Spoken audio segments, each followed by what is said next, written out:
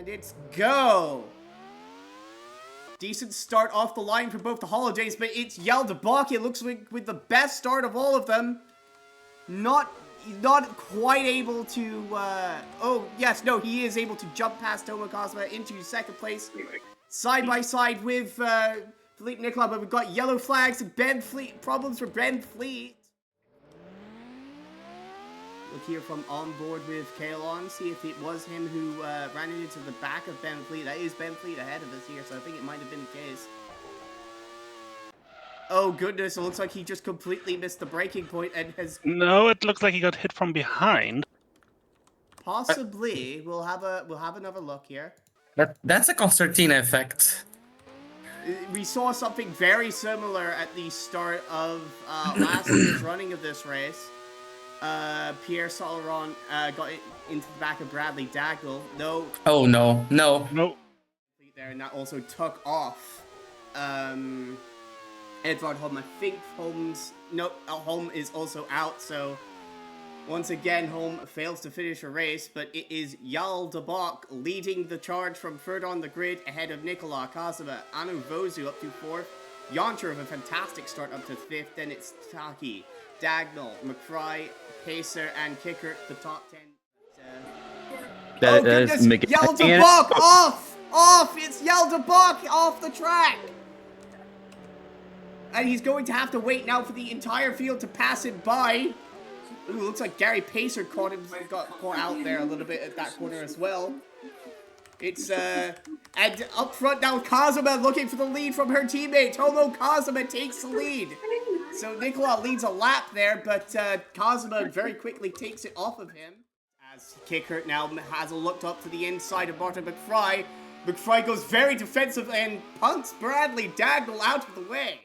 Car smoking in the back. That's Emma Kicker. It's an engine failure for Emma Kicker. It's a dreadful start to the season for Emma Kicker. It's here 2 engine failures, and it's going to mean that Simpson are going to be in a big hole as they start defending their Constructors' Championship.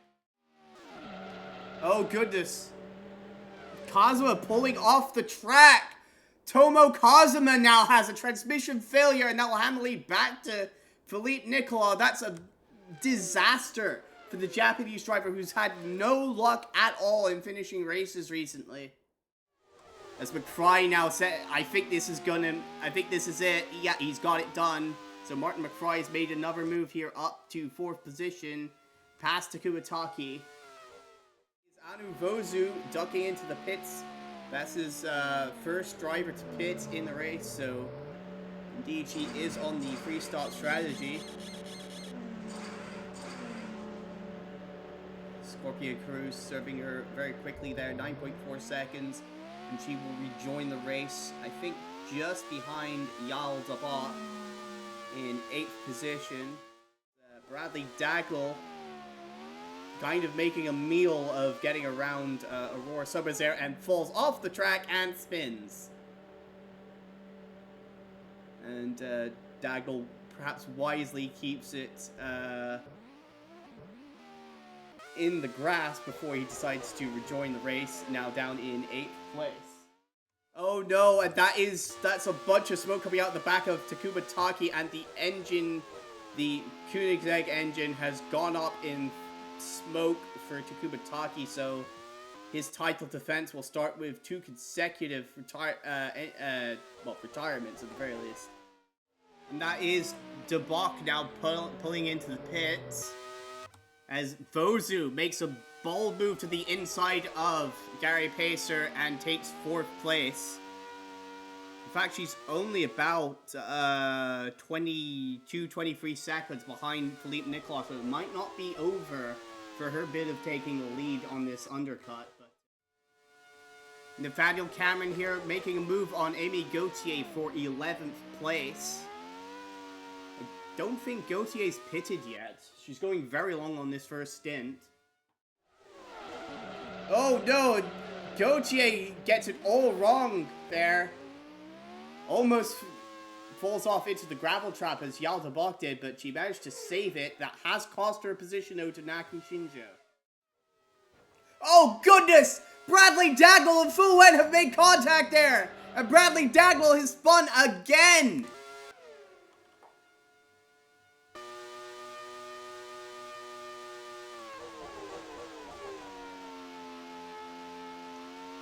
This is Bradley Dagnall looking to put a lap here on Fu Wen.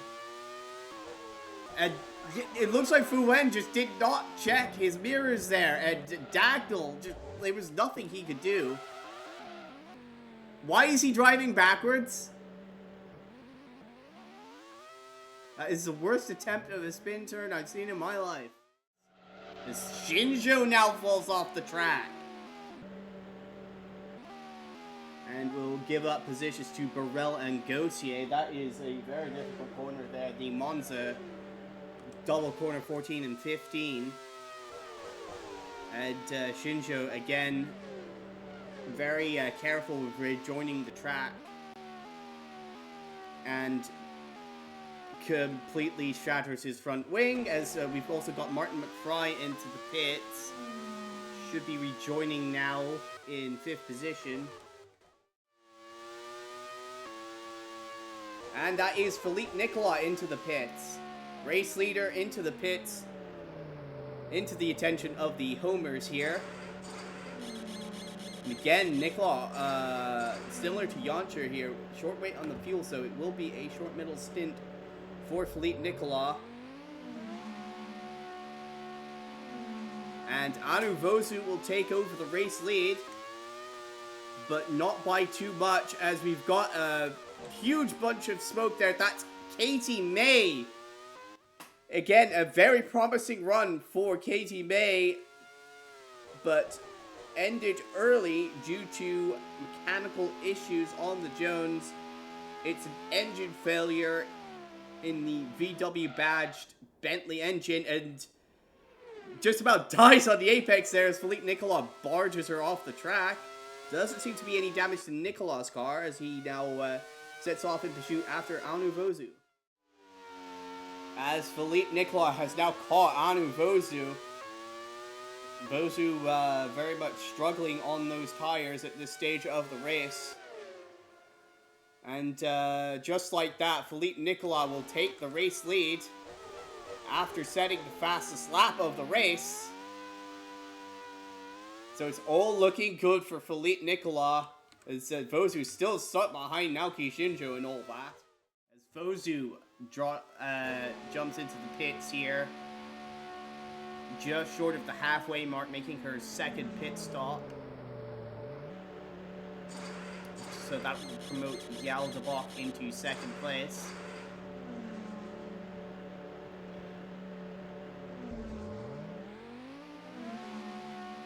And Vosu will return to the racetrack in just behind Gary Pacer. Cameron here making a move, I believe, on Pierre Saint-Laurent for 9th place. Up the inside and takes position from the Bentley. Oh no, and Marco Jancher has smoke coming out of the back of the Euromotor. What is... That is an engine problem for the Ford power plant, and once again, a strong run from Marco Jancher seems to be going up in smoke. Phillippe Nicolas jumps into the pits now for his second and presumably final pit stop of the race. So this is going to be a bit of a long final stint as well for Nicolas. Maybe gambling on a very short middle stint to just to maintain the gap before making that final pit stop. It has handed the lead to Yal DeBach temporarily, it would seem, because DeBach is also due a pit stop of his own before too long. McRae having some issues getting around Naoki Shinjo there as DeBach makes his final pit stop, and that will hand lead back to Nicolas.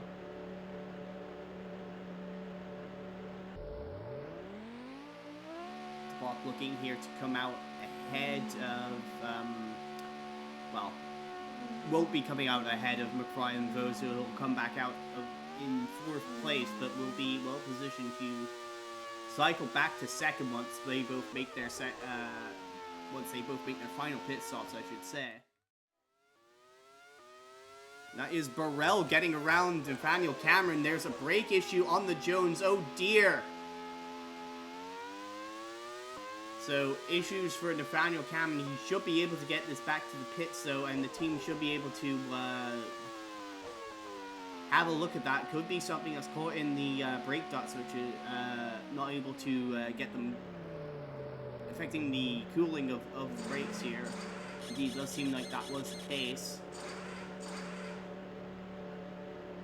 Luckily enough, they're not fueling his car up to the finish here, so he'll have to come back in very shortly for that. And that is McFry into the pits from 2nd place. And DeBock very quickly makes it past Vozu for 2nd. Another retirement on the track. That is Bradley Dagnall. That's a puncture. Oh, goodness. So, once again, it's a double DNF for Euromotor, and they, again, seem to be having all kinds of trouble in finishing these races. Oh, goodness, that's Gary Pacer's fallen off the track. That was the yellow flags. Fortunately, no harm, no foul. He was, quite a ways behind McFry anyway, and in no danger of being overtaken from behind. Yael de Bock! Oh no! A brilliant drive for Yael de Bock has gone up in smoke, literally an engine failure for the Cascadia from 2nd position. Oh, that's a real disaster for him. He was looking to start off this season and have a commanding grip on the championship lead. He should still be able to pick up some points from being classified 14th, but it won't be the big haul of points that he was hoping for today. All over the back of him coming out of Monza here.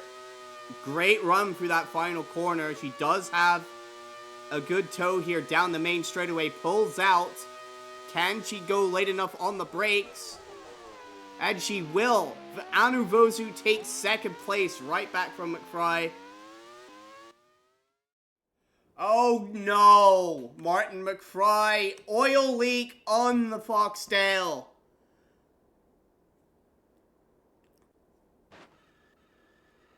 After a very strong drive from him,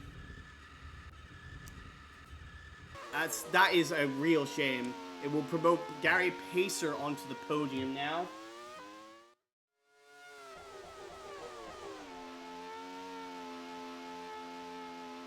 Oh no!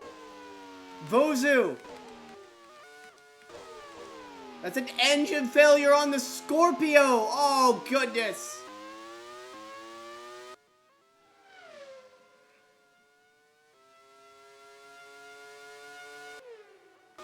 If she could make it another lap, she might still be able to hold on to a podium, but I'm not sure the car will last that long. And no, she won't make it around to complete one more lap. So once again, it's going to be a double DNF for Scorpio. That's going to promote Gary Pacer into 2nd place. And that should also promote Václav Mališ onto the podium. 4th podium of the career potentially on the cards for the Czech driver. Phillippe Nicolas has started the final lap of the race.